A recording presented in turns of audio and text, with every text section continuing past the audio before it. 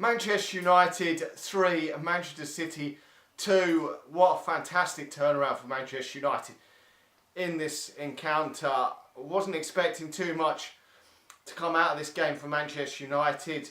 Bit of pride really up for stake for Manchester United to try and get some sort of result, but a fantastic second half performance from Manchester United to see us come away with all 3 points. And I'm fairly happy that Manchester United have been able to dent there and postpone their title win this season for Manchester City. It's given Manchester United a bit of credit in what a lot of people have criticised Manchester United so much this season for some of the style in some of the games, but we've come here today and won 3-2.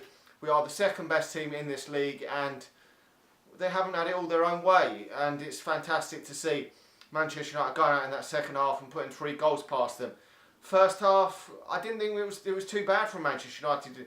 In the first 15 to 20 minutes, we were more or less matching Manchester City.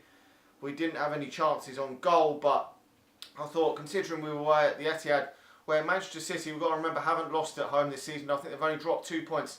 I know in the Premier League, I don't think they've dropped too many other points in other games, so in other competitions, in like the Champions League or anything. So Manchester United have come here, and would obviously after them 20 minutes, we were obviously 2 goals down as it come towards the half time, and Manchester City were having a lot of chances. They've played with Sterling really, without Gabriel Jesus today, and without Sergio Aguero and obviously Kevin De Bruyne. So that was 3 of their best players.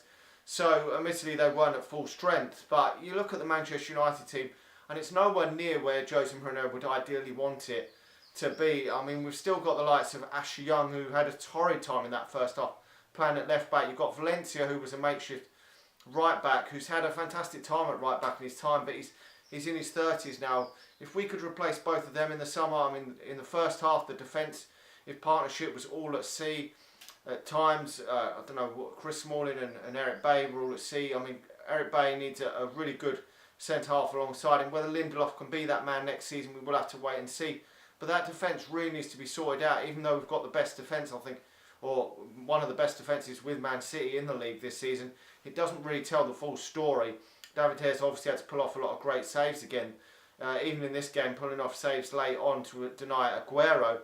But the defence has been sort of patched up by the fact that we haven't conceded so many goals. But when you sometimes come up against teams like, obviously with the quality that Man City have got, the likes of Ashley Young are going to get roasted, and he handballed it in the first half, gave away what looked like a stern penalty in the second half. And, you know, Ashley Young is a makeshift left back. He's not a left back.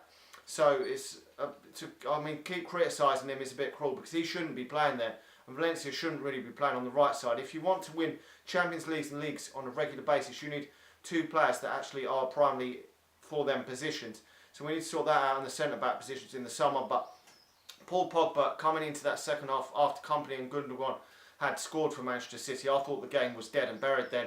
Paul Pogba coming up with a nice goal, putting it in past Ederson, getting there ahead of him to put it in, and then moments later a nice header from Paul Pogba, stepping up to the mark. Paul Pogba, people have criticised him for his big game performances, but stepped up to the mark, and then the man it had to be, cross coming into the box, and it had to be Chris Smalling, who was criticised for that goal that Manchester City scored from Vincent Kompany in the first half, similar to one that Vincent Kompany scored about 5 or 6 years ago to help Manchester City to claim the title that year. I think it was 6 years ago. So it's a similar goal to that, where Vincent Kompany beat him in the air and got the header on goal and scored. And everyone on Twitter everywhere was going mad criticising Smalling, but he's come up with the goal in the second half. I don't know, some people were thinking it was offside. I don't really give a shit. And Manchester United have managed to see the game out. I mean, we've brought a few substitutions on. We've brought Rashford and we've brought Scott McTominay and that on in the second half. So, and Lindelof late on. So we've seen no Anthony Martial today again, which is a bit worrying because potentially he's being linked with a move away to Juventus. But, you know, if he goes, he goes. To be honest, he hasn't been very consistent for Manchester United. I mean, it will be a bit disappointing that he hasn't been able to fulfil his potential that he has. He has massive potential, but you're looking at Manchester United at this moment, we have a lot of attacking options. So next year, Manchester United have got to be hitting a lot more goals than this. I mean, it'll be Lukaku's second season at Manchester United, Sanchez will have had a long while to bed into Manchester United, to get to know his teammates, everything. Paul Pogba will hopefully be fully fit for the whole season next year, and Marcus Rashford will be a year older as well. So we've got a lot of attacking options if Martial goes, and I'm hoping that this win could potentially give Jose Mourinho an option to play some youngsters now in the Premier League. I would love to see it. Now, I know Angel Gomez at this moment in time has been injured, but there was talk he could have made the game yesterday in the under-23s against Sunderland, so he should be back for their next game in the under-23s against Man City, hopefully. So if he could get some game time before the end of the season, could we potentially see a couple of cameos from him? Tai Chong needs to be getting Premier League minutes at some point, so he has been on absolute fire for the under-18s and under-23s of late. He's another one, and Mason Greenwood also has been on absolute fire for Manchester United's under-18s, scoring over a goal a game in his last 11 games for the under-18s and 19s. They're three players I want to see Jose Mourinho now give a fucking chance before the end of the season to at least one or two of them. Ideally, I would like to see all three of them get minutes before the end of the season. That's not asking too much from Jose Mourinho, considering Manchester United pretty much, for me, got that second position sewn up. I mean, Liverpool have got their eyes on getting through to the semi-final of the Champions League. They don't give a shit whether they finish second. Who the hell would give a shit if they finish second if you get to a Champions League final?